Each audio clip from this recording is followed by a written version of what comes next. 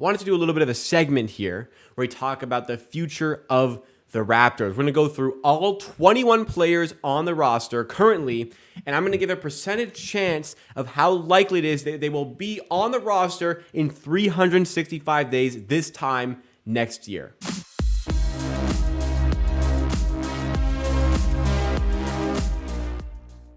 I got this idea from a website called Raptors Raptor, where there's articles consistently pumping out, and this was one that I saw the title for. I'm like, oh, this is a good idea that I'm going to use for myself and give my own percentage on how likely I think these guys will be on the team next year. And let me know in the chat, let me know in the comments, of course, what you would give your percentages on these guys. I'm going to do my best.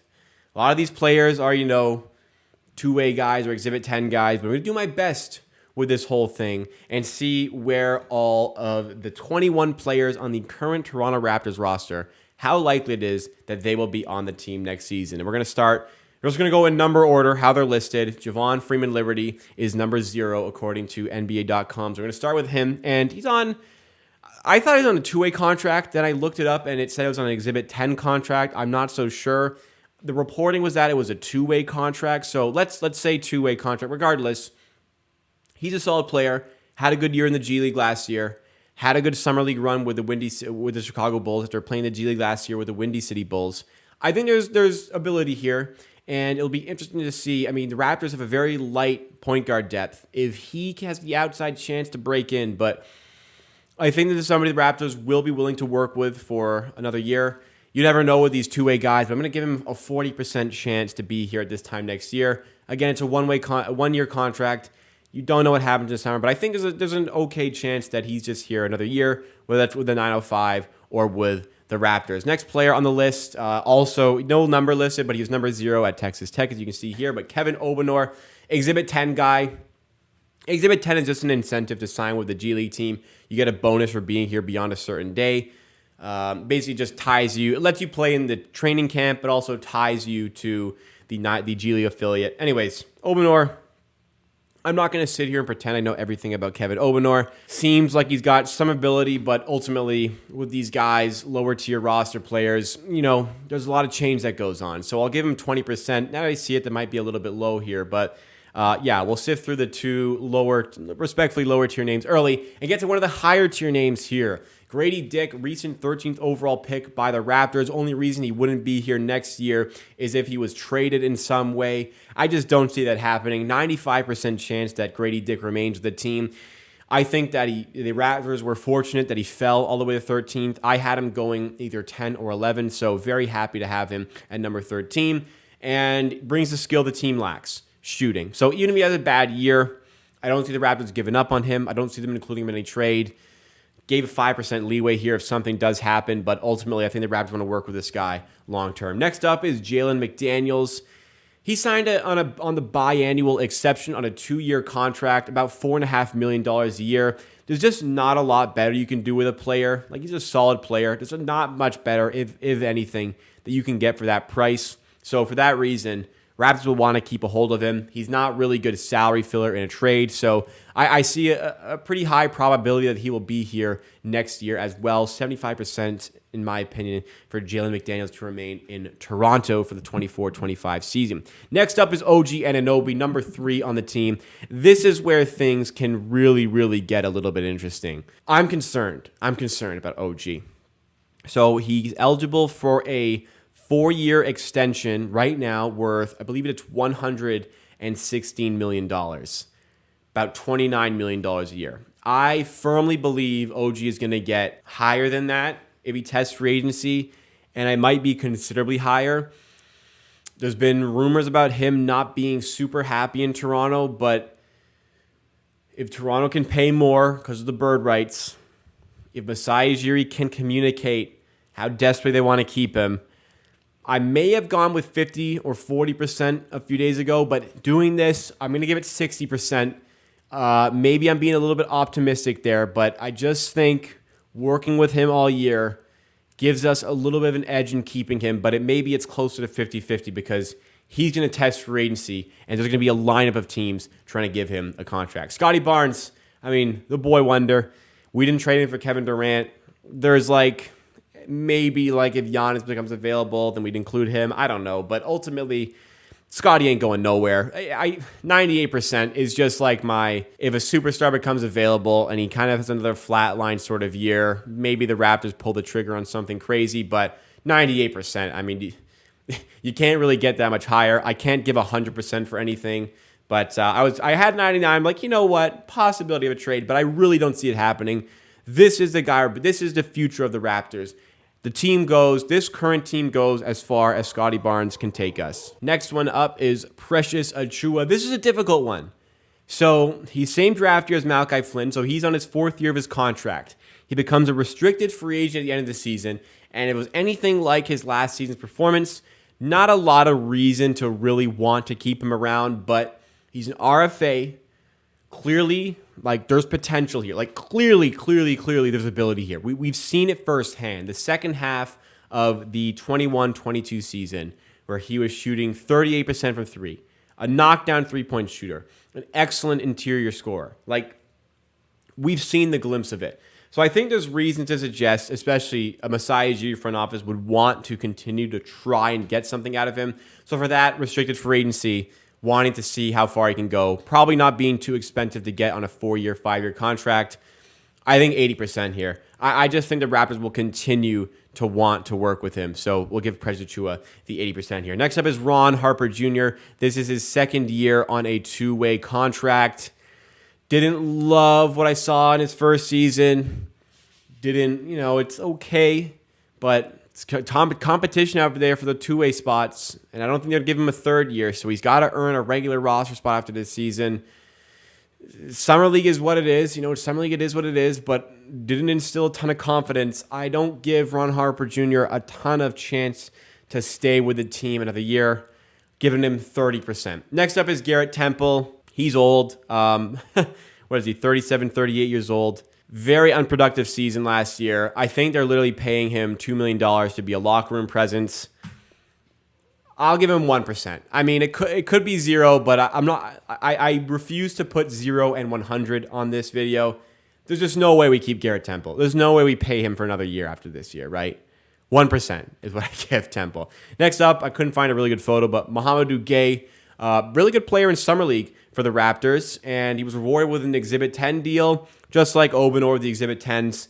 Tough to say. There really is a lot of change that can go down. So 20% for me for Mohamedou Gay. Next up, Dennis Schroeder signed on a 2-year contract with the mid-level exception. With that price, the lack of point guards the Raptors have, I don't really see a lot of reason why he wouldn't be here for another year. So I'm going to give him 85% here. He's been balling at FIBA at the World Cup. So hopefully bring some of that over to the Raptors. But our only NBA caliber point guard in my eyes. Flynn doesn't cut it. Noel doesn't cut it. Freeman Liberty doesn't cut it, etc. Schroeder, again, I don't see what trade we would make with him, really. I don't see a reason for that relationship to crumble. So give him 85%. Next up here, Jakob Poeltl. Made that big trade from the trade deadline. Just locked him into a 4-year deal. Super talented player. Hard to find rim protectors like him who pass the ball as well as him. 95%. There's no reason the Raptors need to move on from him. There's no reason they would want to move on from him. I have a ton of confidence that Poeltl's here to stay. He likes it in Toronto. The relationship is good. No drama here. Poeltl is here to stay. Next up, Jeff Dowtin Jr. He is in trouble this summer. He's on a non-guaranteed deal. The Raptors only have 15 roster spots available that he can get. Obviously, the roster spots roster size is 18. 3 of those are 2-way players, which he is not. So 15 spots that he can get, and we already have 15 guaranteed contracts on the team. So the Raptors would have to waive somebody to keep Dowtin. And who are they going to waive? They're going to waive Garrett Temple, who they just gave a big payday to, $2 million. Are they going to waive Malachi Flynn after they picked up his option for this season? I find it unlikely he even makes the roster this season, which is unfortunate because I think he deserves a roster spot this year. So the fact that he has to make the roster this season and then still be here in a year's time makes me extremely not confident that he's going to be here next year. 20%. I give him like a 30%, 40% chance of making the roster this year. So to add in a full year of uncertainty, I have to put him at 20%. Though I disagree with this in the terms of, like, from the Raptors perspective, I think he should be on the team for the upcoming year. Next up, Thaddeus Young. The only reason he's here right now is we gave him a dumb contract just over a year ago, and he's only here as salary. We would not have gotten $8 million. He's making $8 million this year. We had the opportunity to waive him and only pay him the $1 million guaranteed, but that wouldn't have opened up $8 million in cap space to spend on new players. So the Raptors figured, okay, just give him the $8 million, at least at salary filler potentially for a trade. He is no longer NBA caliber, in my opinion. Don't see any reason why he's going to be here. Another person in the label at 1%. There's just no way this guy is going to be here with the team again. Next up, Malachi Flynn. Oh my goodness, Malachi Flynn. You heard me talk about how I don't think he's NBA caliber. Yeah, new coach might help him. I don't think it's going to help him enough. I'm confused as to why he's even on the team at this point. Did not think we should have picked up his fourth-year option, but we did, inexplicably. Last year of his contract before he's an RFA. I see no reason to continue the Malachi Flynn project after this year. But, I forgot. When I made this presentation, I teed up a joke. And I forgot about that. When I did this, I was teeing up, he's going to completely change his game under Darko Rajakovic. He's going to finally step up into that backup point guard role. And I was like, yeah, I'm just kidding. 30%, because at the end of the day, he's an RFA. Get him super cheap. There's a chance. But I hope it's 0. But it's 30%. Because you know what? Maybe there's a well above 0 chance he actually does blossom under a new coach, but I don't give it that high of a chance. So 30%. No more jokes are teed up. That was the only one I teed up, but I forgot about it. All right, next up, Marquise Noel, two-way guy. I just, have the inclination to think that he's going to be successful here. Not like super, super confident, but confident enough to give him a 50% here. He's going to work hard. He's going to work his ass off. He's going to work harder than anybody else. I think he's going to produce some decent numbers in the G League. And with the lack of point guard depth here, I think there's an outside chance he breaks in as like a third-choice point guard at the NBA level. I think he'd do that in Toronto. 50% chance. Higher than the Exhibit 10 guys, higher than the other two-way guys, but ultimately, he still has a lot to prove at 5'7", 100%. All right, next up over here, Chris Boucher. I forget what I put for Chris Boucher, but I'm going to talk about my thoughts about him. Don't really believe that he is... Like, how many NBA teams is he getting consistent minutes for? He's a hustle guy. I get it. He's an energy guy. I get it. Every 8 or 10 games, he reminds you of like what he can be. Consistent shooter, energy guy, defender. But it's just not there consistently enough. I don't know. I actually forgot to put a percentage for him. What percentage would I give Chris Boucher? Let me see his contract. If he's on his last year, which I think he is, actually he might have one more year. This will factor in a lot. If he has another year, I'll probably give him about a 70%. Because there's just not really any value in trading him. Yeah, contract $10 million next year with the cap going up in the NBA. You're not going to get that value out of trading for somebody with him unless he's salary filler. How many teams are keen on taking him? How many salary filling trades are we going to make? I'll give him 70. I don't think he's phenomenal, a phenomenal talent that we're itching to keep by any means whatsoever. But I think there's just enough there for the Raptors to want to keep him. And at that price, it's just like, okay, I guess we can take that for another year. So Chris Boucher, 70%. Let's start to fire through these a bit more. Otto Porter Jr., $6 million this year. Injury issues. Maybe not wanting to do that again. 15%. It's low. Injury problems. He wouldn't be here if Fred VanVleet was here because you would have waived him already. 15%. It's low. It's low. Gary Trent.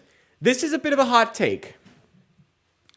I once again feel like I'm going to reiterate my stance and quintuple down that Gary Trent Jr.'s extension is on the table, ready to go.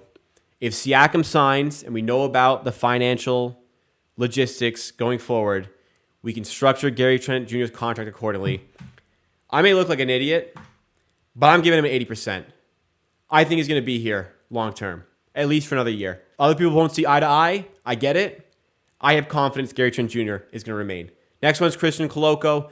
He signed a 3-year deal despite being a second-round pick. No reason to trade him. No reason to want to get rid of him. Give him his opportunities. 85%. Let's see what we have. Which brings us to the final player on this list, Pascal Siakam. Now, this one is a conversation for sure. With Siakam, yeah, he was in the trade negotiations, but it's clear, he wants to stay here. And I think we're going to work out a way to get him a contract this summer. I think an extension is going to happen this summer. And if an extension happens, yeah, there's a threat of trading him. But ultimately, I think Masai Ujiri is going to want to keep him. I think he'll sign an extension. I think what it will come down to is if we do want to trade him at the end of the year. And maybe if I redid this, I'd give him a 70%. But ultimately, I feel like Siakam will stay. You asked me to start of the summer. I said I don't think Siakam's getting traded. You asked me in the height of the Siakam trade rumors if Siakam's getting traded. I once again reiterated, I don't think he'll get traded. I think he's here to stay. But would love to hear your guys' thoughts on all of these.